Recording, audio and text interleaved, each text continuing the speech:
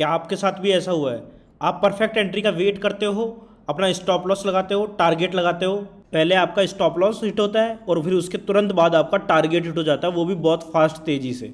इस ट्रेड में सिर्फ आपका स्टॉप लॉस हिट नहीं हुआ, बल्कि आपका प्रॉफिट जो होने वाला था वो भी आपका चला गया। तो चलो आज हम सीखते हैं इस वीडियो में कि किस तरीके से आप स्टॉप लॉस सही तरीके से लगा सकते हो और इस तरीके से होने वाले नुकसान से बच सकते हो। तो चलो शुरू करते हैं। देखो, ये दो तरीके के ट्रेडर होते हैं, एक होता है नया ट्रेडर, एक होता है प्रोफेशनल ट्रेडर जिसको मार्केट में एक्सपीरियंस होता है। तो दोनों ने यहाँ एंट्री का प्लान किया, पर न्यू ट्रेडर ने स्टॉप लॉस लगाया स्विंग लो पे और प्रोफेशनल ट्रेडर ने बहुत ही सोच समझ के स्टॉप लॉस लगाया, जो मैं आपको समझाऊंगा आगे कि किस तरीके से उसने स्टॉप लॉस लगाया। तो चलो देखते हैं कि इन दोनों के साथ इस ट्रेड के अंदर क्या होता है, किस तरीके से ट्रेड में आगे बढ़ने पर न्यू ट्रेडर का देखो क्या हाल हुआ। उसका स्टॉप लॉस हिट हो गया क्योंकि उसने स्विंग लो पे स्टॉप लॉस लगाया था, और प्रोफेशनल ट्रेडर ने बहुत ही सोच समझ के स्टॉप लॉस लगाया था, तो देखो उसका टारगेट हिट हो गया। देखो यहाँ पे हुआ क्या, इसका स्टॉप लॉस हो गया तो इसका क्या लॉस हुआ, इसका ये इतना लॉस हो गया ना। और वहीं देखो प्रोफेशनल ट्रेडर ने अगर अच्छे से स्टॉप लॉस लगाया तो जो उसको लॉस होने वाला था उसकी जगह उसको कितना ज़्यादा फायदा यहाँ पे हो गया। तो आज हम इस वीडियो में इसी चीज़ को अच्छे से सीखने वाले हैं। तो क्या है वो मिस्टीरियस इंडिकेटर जिसको हमें यूज़ लेना है। तो सबसे पहले इंडिकेटर पे चले जाते हैं और यहाँ पे लगा लेते हैं ATR, एवरेज ट्रू रेंज। ठीक है, तो ATR होता क्या है, इसको कैसे यूज़ करना है और इसको क्यों यूज़ करना है, ये तीनों चीज़ें हम देखेंगे, है ना। इसका यूज़ लेके कैसे आप करेक्ट स्टॉप लॉस लगा सकते हो और बड़ा प्रॉफिट बना सकते हो और स्टॉप लॉस से बच सकते हो।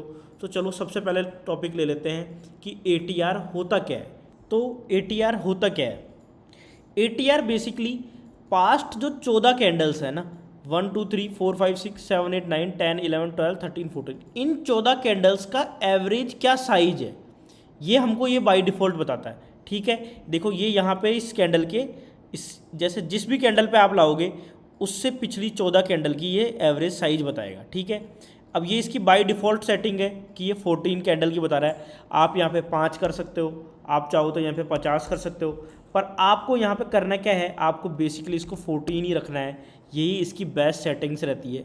ठीक है, अब ये करेगा क्या, ये आपको किसी भी कैंडल से पिछले 14 कैंडल की जो एवरेज साइज बताएगा, तो ये आपको सिंपल एक लाइन चार्ट यहाँ पे बना के देगा। ठीक है, ये लाइन चार्ट जो आपको दिख रहा है देखो, तो ये पर्टिकुलर इस कैंडल से पिछले अगर आप 14 कैंडल की अगर साइज़ देखो तो ये बता रहा है कि वो साइज़ है 20.92।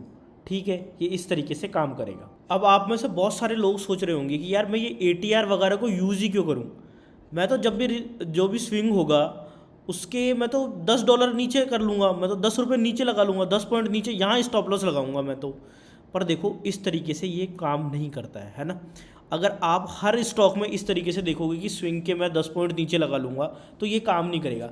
ये निफ्टी 50 है, इसमें अगर आपने 10 पॉइंट नीचे लगाया, ये 5 मिनट का टाइम फ्रेम है, आप 15 मिनट का टाइम फ्रेम लो, है ना, वहाँ पे ATR बदल जाएगा।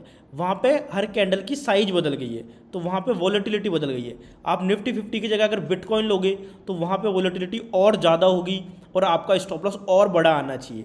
ठीक है, तो आप ये चीज़ फिक्स नहीं कर सकते कि मैं सिर्फ 10 पॉइंट नीचे लगा लूँगा, क्योंकि हर स्टॉक के लिए ये डिफरेंट होता है। अब यहाँ आप इसकी जगह ले लो HDFC बैंक। ठीक है, तो HDFC की वॉलेटिलिटी बहुत अलग होगी, जबकि निफ्टी 50 की जो वॉलेटिलिटी है वो बहुत ज़्यादा अलग होगी।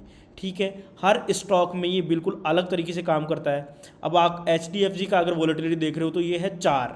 अब यहाँ पे अगर आप 10 पॉइंट नीचे स्टॉप लॉस लगाओगे तो वो आपका इतना इफेक्टिव नहीं होगा।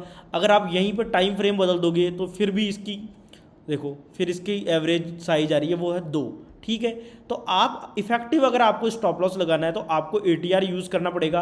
आप कुछ भी फिक्स नहीं कर सकते हो क्योंकि हर टाइम फ्रेम का अलग होता है, स्टॉप लॉस हर टाइम फ्रेम पे अलग होगा। ठीक है, अगर आप 15 मिनट टाइम फ्रेम पे स्टॉप लॉस देखोगे तो वो थोड़ा बड़ा आएगा, 5 मिनट टाइम फ्रेम पे देखोगे तो कम आएगा और 1 मिनट पे देखोगे तो और कम आएगा। ठीक है, अब ये है ना असेट क्लास पे भी डिपेंड करता है।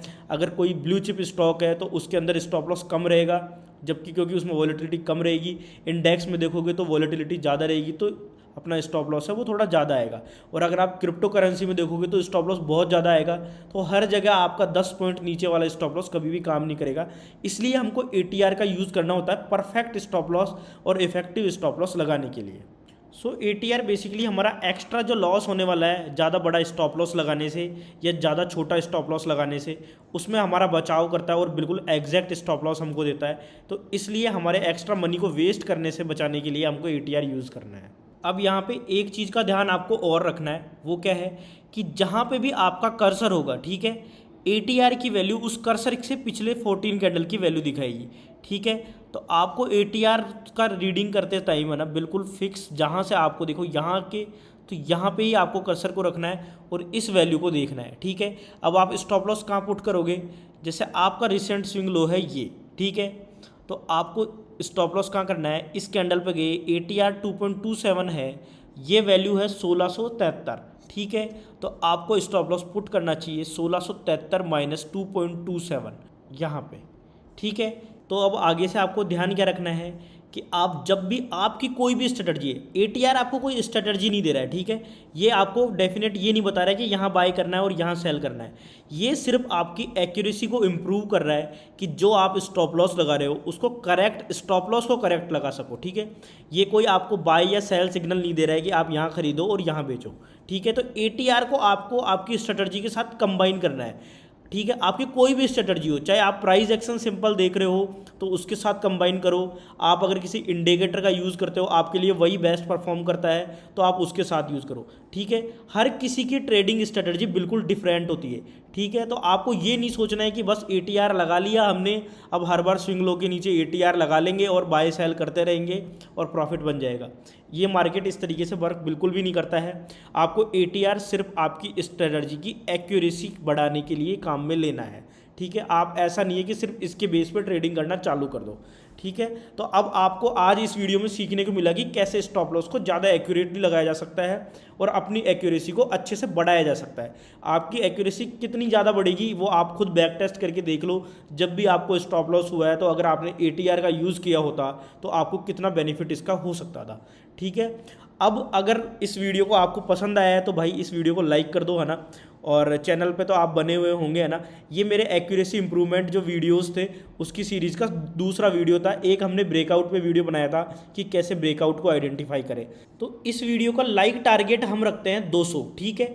लाइक टारगेट 200 रहेगा और कमेंट टारगेट रहेगा 200। तो आपके सारे दोस्तों को शेयर कर दो जो भी ट्रेडिंग करते हैं ना, आप इसका 200 लाइक और 200 कमेंट का टारगेट कंप्लीट कराओ और फिर हम तीसरा वीडियो इस सीरीज़ के अंदर अपलोड कर देंगे।